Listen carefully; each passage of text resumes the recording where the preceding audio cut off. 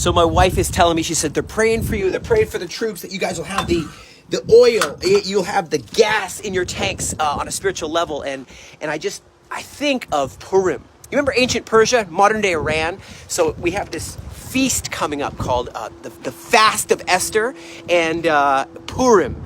And Pur is like lots. It's a little mystical. There was an enemy called Haman. Almost sounds like Hamas. One letter different. Haman, Hamas, same spirit as that Agagite.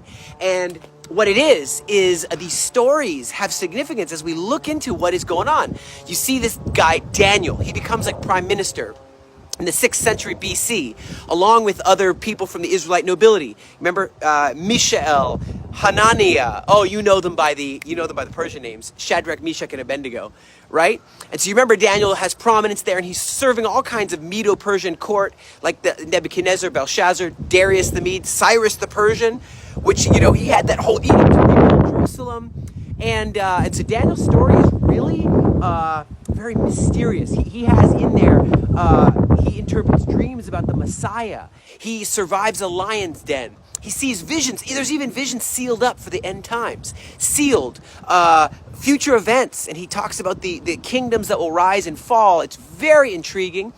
And so here, when we're dealing with modern day Iran, and we see that same story unfolding, Hamas is actually a proxy of Iran, of the terrorists in Iran. Same thing for Hezbollah and the Houthis. They are all proxies. And so there's a battle here. You think of Esther. Where is she? She was also praying and battling a spiritual battle there. That's why these heroes are so prominent, and they're in Iran, ancient Persia. And so Haman goes and he's trying to kill Esther. I'm focusing, instead of on Daniel, I'm focusing on Esther because it's the Fast of Esther coming up. And you remember she has to go before the king, and it's dramatic tension. Will she die? Will the scepter get extended? Will her life be taken? And there's Haman, and he wants Mordecai to be hung in these huge gallows, and he just wants the destruction of all of Israel. He wants an edict. He put an edict to destroy all of Israel. And so I want to remember the behind the scenes, behind the veil, behind the smoke screen.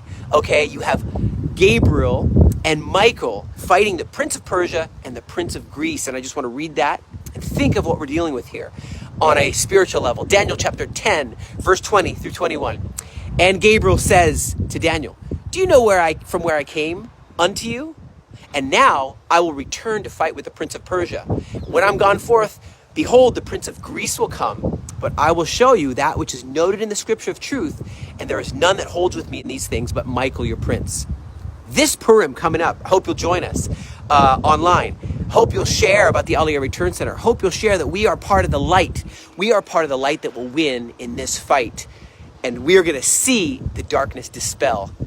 God bless you. Be bold like Daniel, praying for Israel. Be bold like Esther, praying for Israel.